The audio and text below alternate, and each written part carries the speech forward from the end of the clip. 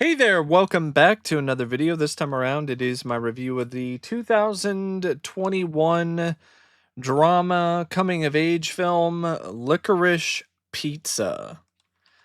Now, before I get around to sharing my thoughts on this film, I would like to give a special shout out yet again to Sean for requesting this review. And if there is another film, TV show, or topic that you would like to see me discuss in the future, feel free to donate to either my PayPal, my Patreon, or my Cash App. The links to all three are in the video description down below, and I will try to get to your requests as soon as I possibly can. Now, Licorice Pizza is a film that is directed by Paul Thomas Anderson. And I believe this was like his first film since Boogie Nights that was trying to capture the vibes and the feel of the 70s, but with a coming of age approach instead of the grittier, more sleazy, more seedy approach that he took with Boogie Nights. There is some elements of that visually in this movie, but I would say directing wise, this is definitely more of a lighter film. And I think Paul Thomas Anderson still knows how to work his way around a camera. And this film definitely still showcases that he's still got the touch when it comes to that. When it comes to his framing, when it comes to the usage of pans, zooms, different kinds of camera angles, different camera work techniques. And I do think that visually, this is a nice looking film. And once again, he does a great job recapturing the overall aesthetic and the feel of the time period. And there's some really technically impressive shots in this, in particular, some tracking shots that are really well executed. So I would say the direction for this film is easily one of the best things about it. And I would say it's one of the more effective things about this film overall, because Paul also wrote this movie, and the screenplay is easily, in my opinion, the weakest aspect of this film.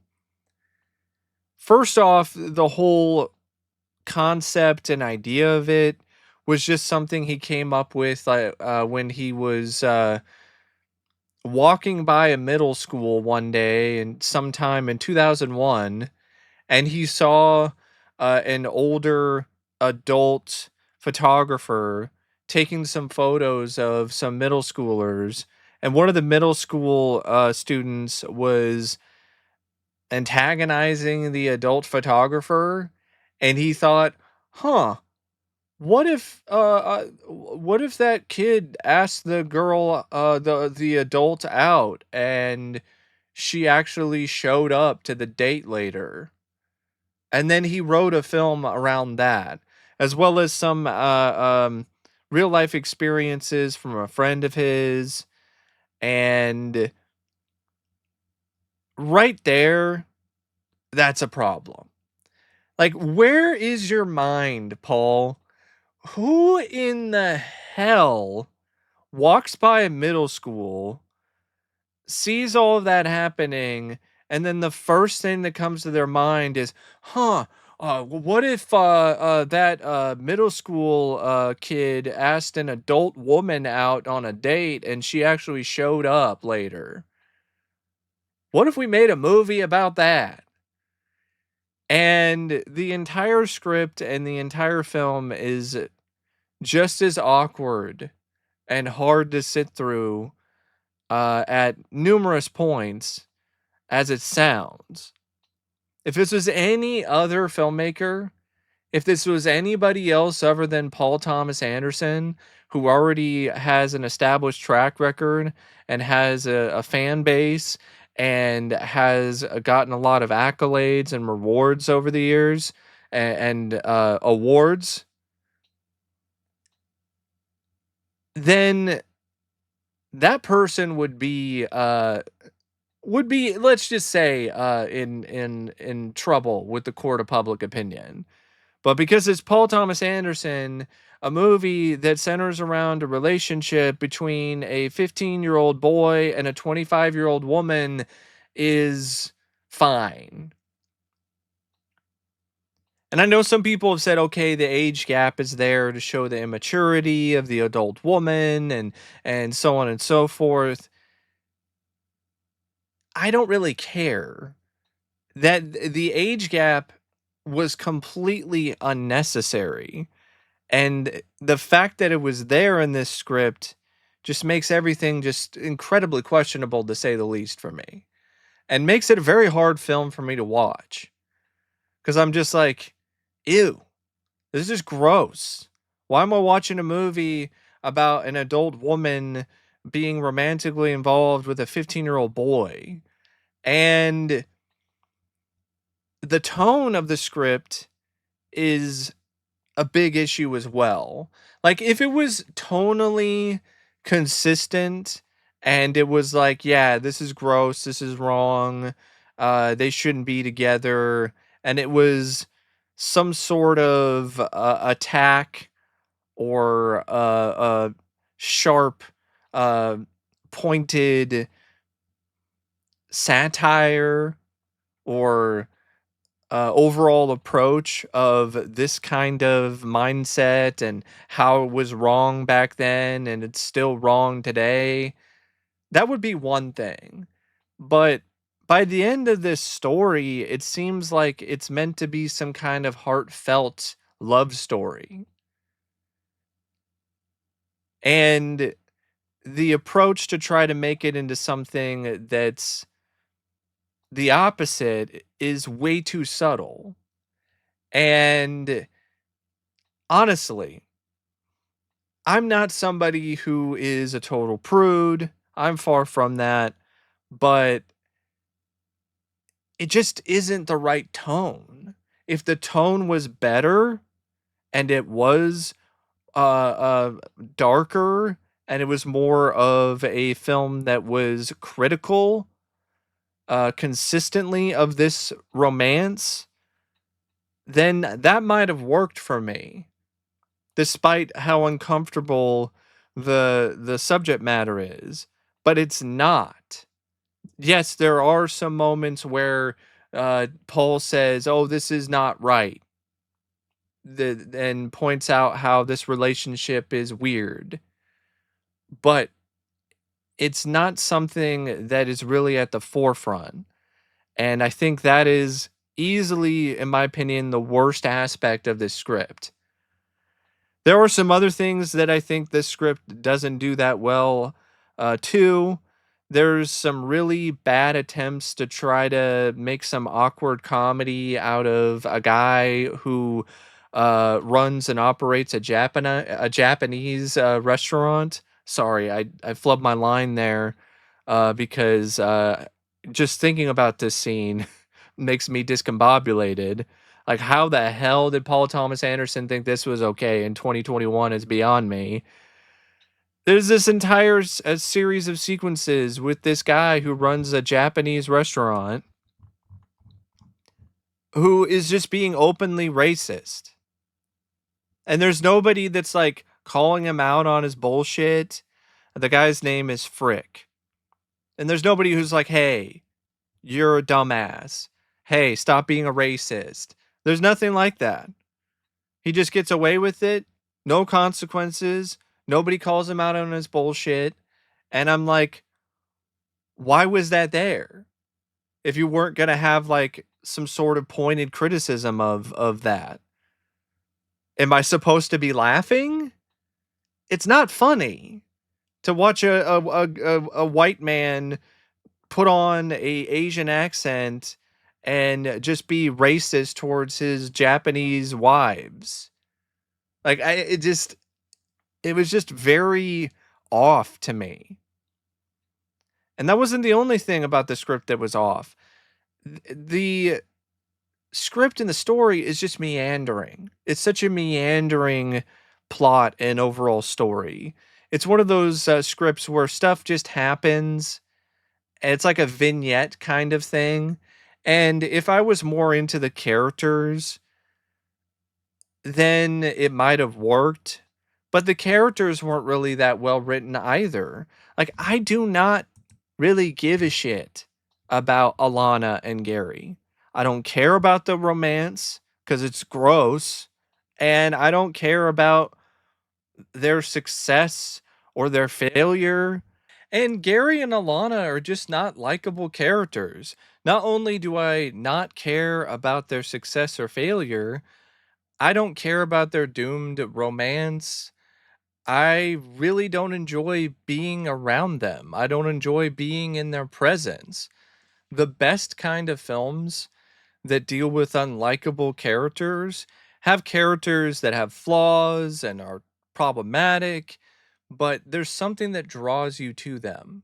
There's something that makes you want to still be around them despite how despicable they are or how disgusting some of their behavior is. That's not really the case with this script.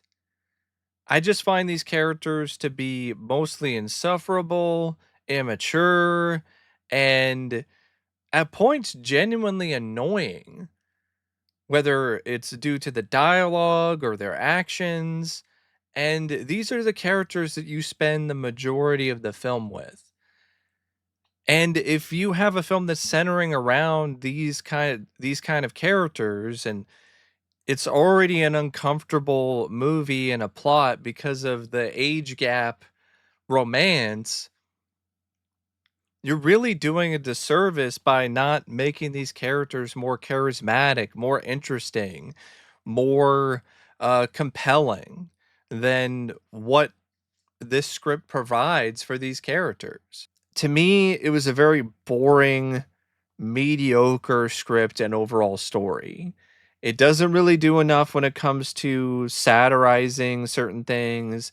It doesn't do enough when it comes to condemning the creepy, weird relationship between uh, Alana and Gary.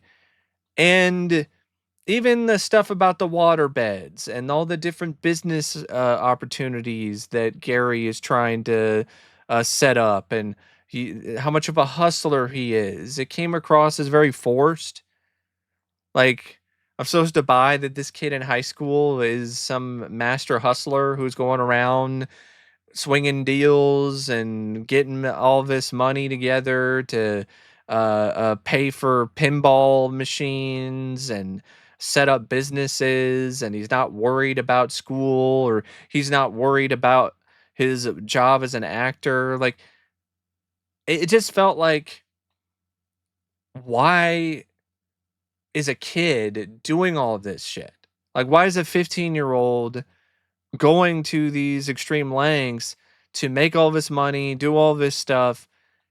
It didn't really feel like it was something that this character really needed to do. It seemed like he was well off. He was from a pretty rich family. So why was he doing all of this? Who is he trying to impress? And he didn't really need the money. So what was the point of it all? You understood why Alana went along with Gary and his business ideas and all of that, because she was somebody who could use the extra income or needed some sort of path in life. But it really seems like Gary already had his mind made up from the moment you first saw him about what his goals are and what he wanted. So you have a coming of age movie where the teenager is the one who already kind of has figured it out, and then the person who hasn't figured it out yet is the adult, which I think that was the point. And I will give Paul some credit for that, because that is a nice way to kind of put a twist on the coming of age film and do something a little different. And I do think that there are some moments in this script, in this story, that are still effective, that still work. Like all of the scenes involving John Peters and how crazy and how much of a psycho he is were really well done and honestly pretty funny, and easily some of the more memorable and stronger aspects of the script. There's also a few moments that actually provide some genuine tension and a little bit of a thrill, like the scene. Well, really, it's just a sequence that's connected to the John Peters scene, really, where Alana and Gary run out of gas for the truck, and they have to find a way to get the truck down the hill or around the neighborhood without getting into an accident, and also trying to stay one step ahead of John Peters. But even the John Peters scene has some issues because all of a sudden Gary just starts acting like a punk and is like smashing his car and messing up his house by letting water out in the house when he's supposed to fill up the water bed. And it's trying to be this big reveal, this moment where it's like, oh, Gary isn't who you think he is. He's a troublemaker. He's a rebel. He's this or that. And it didn't come across as genuine at all. Like the way that this character was written, it didn't seem like he would even remotely consider doing something like that. I mean, this is a character who got arrested for looking like somebody who committed a crime and is freaking out in prison later, well, not prison, he's freaking out in jail, at the police station. Not jail either. He's freaking out in the police station while he's being handcuffed to a bench. And it's understandable to be freaking out about that. But if he really was somebody who was such a troublemaker and was willingly ready to break the law and smash people's cars and deface property, you wouldn't really think he would be like scared shitless while he's waiting handcuffed to a bench at the police station. And the stuff with Alana too, when she decides to go volunteer for this politician, like that also felt forced too. She just walks by a place with a sign and then is like, "Oh, I'm gonna do that." And then she talks to some guy that we barely even know anything about, that I don't even know was even mentioned prior to this guy showing up. And if he was, it was like maybe like once or yeah, once, one time, because it definitely wasn't something that left a pretty strong impression. So it felt like this is the first time she's ever talking to this guy, and it seems like she used to date this guy, or they used to be friends or colleagues, or they went to school together. And you're just like, who is this person? And you think, okay, there are some vibes, some things that are some signals that are being thrown out that she kind of is into him and she's into him, he's into her, but it never amounts to anything because she just gets back together with Gary at the end. And you have this really awkward, uncomfortable climax where Gary and Alana are running through the city and they're trying to find each other, and they do, and they collide into one another, and it's quirky and it's supposed to be charming, and they hug and they kiss, and she says that she loves him, and but he doesn't say it back, but I guess that's supposed to be enough to really show that this is a relationship that's not meant to be, and it's not meant to last because he doesn't say I love you back.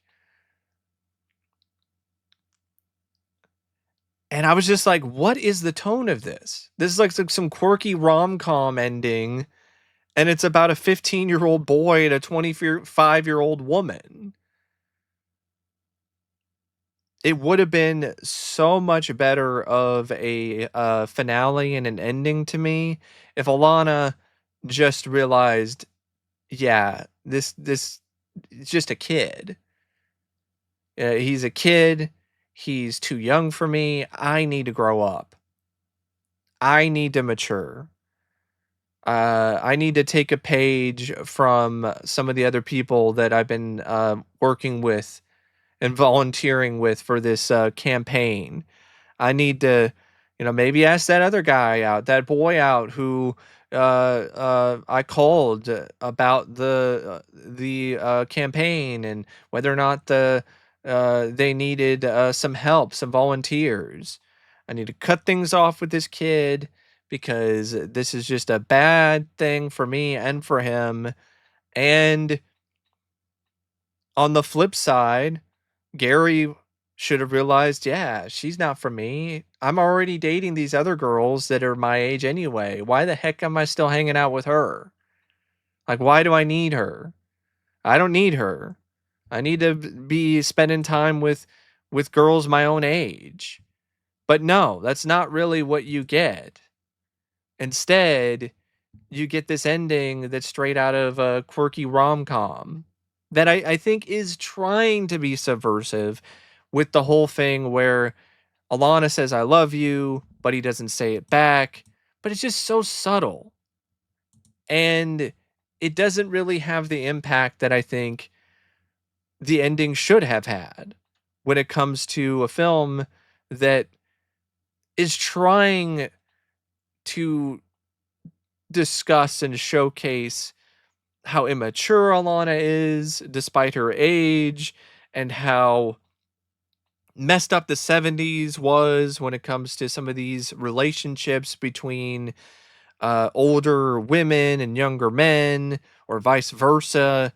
But the tone is just so light throughout most of this movie in terms of the script that it just doesn't really have the power that I think the message and the core theme of the film should have.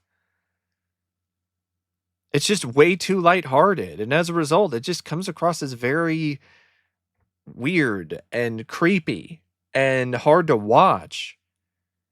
Let's be honest here. If the genders were reversed and you had a film where you had a 15-year-old girl that was involved in a relationship with a 25-year-old man, and it's only lightly condemning the relationship, and it's having a lot of quirky, charming, almost comedic moments between the two, and they're definitely romantically entwined with one another to the point where you have the man spying on the 15-year-old girl dating another boy, or you have a scene where the man shows the 15-year-old girl his dick.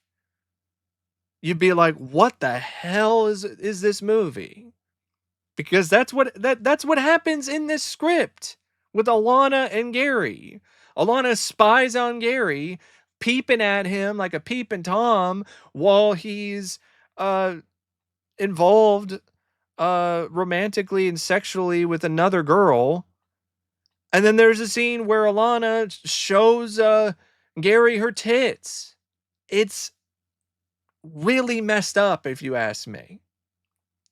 And I am really shocked that there wasn't a significant amount of pushback when this film came out. There were people who were like, "Ew."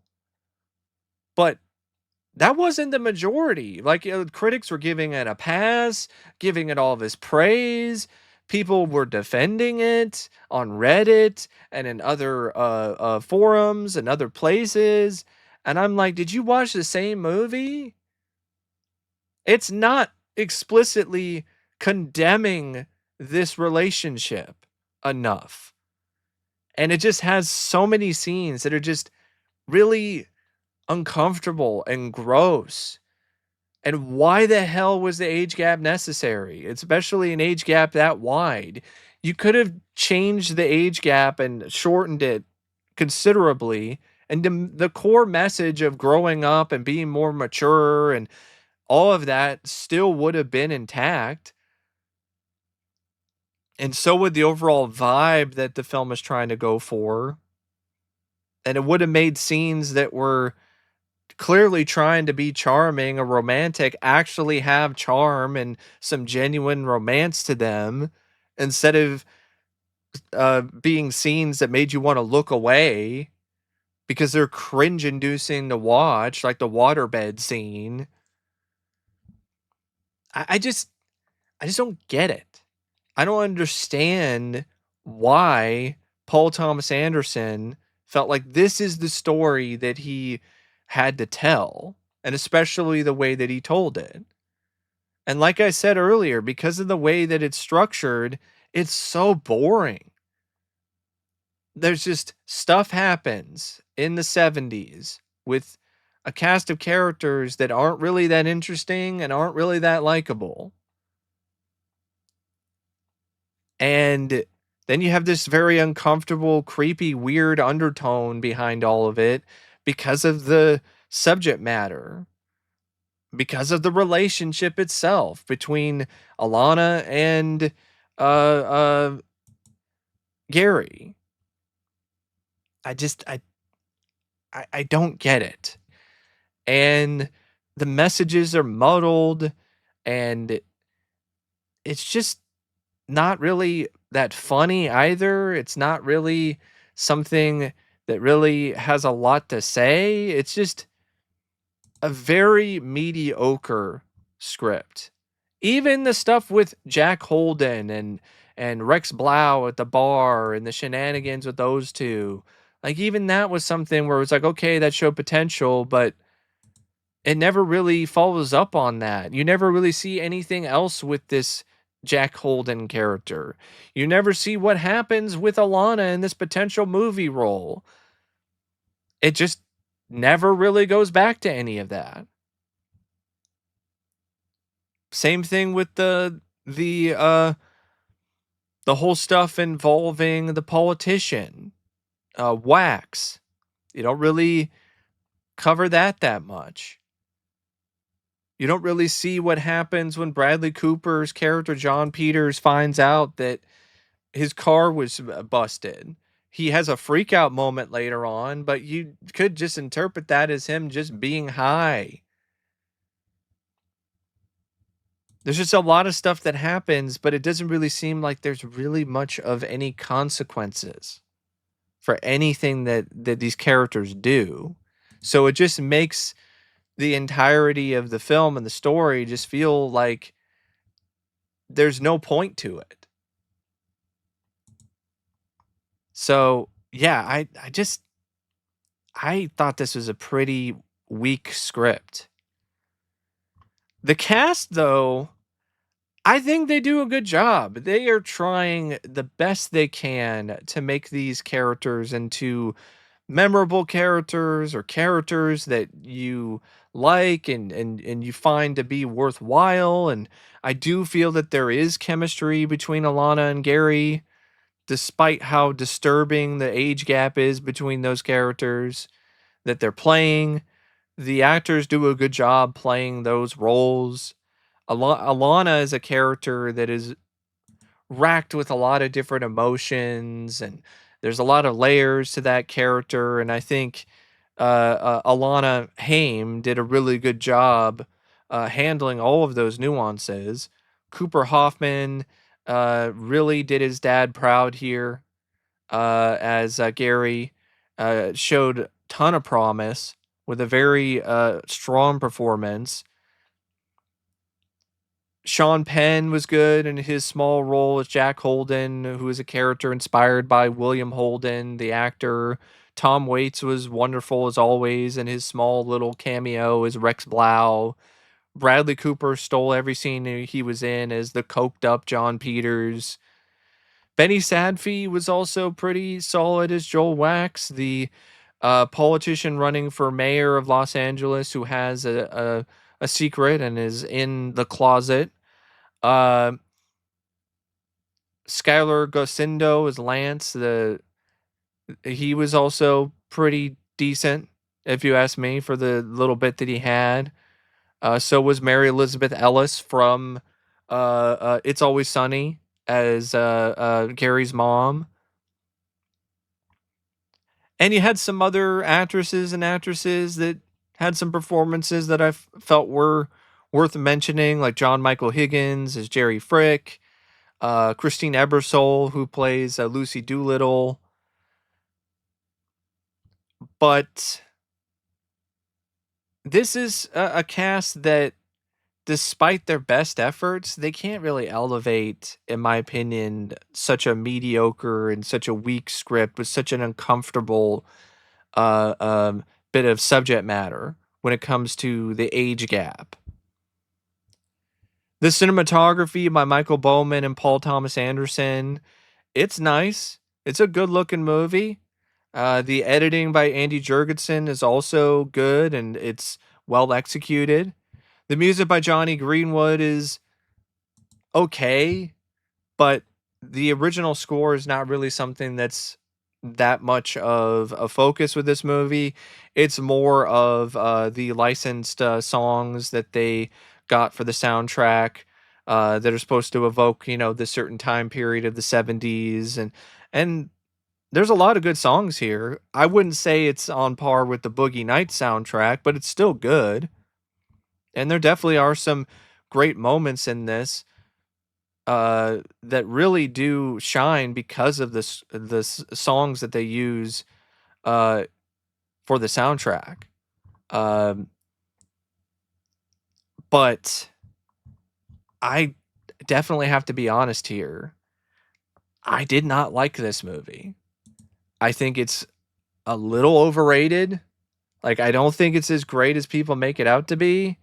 And the vibe element of it is just the vibes aren't right for me anyway. If the vibes were good and they felt right, and I didn't feel like I had the ick for the majority of the movie, then maybe I could get the whole, oh man, it's all about the vibes thing that people use when it comes to talking about this movie and praising this movie.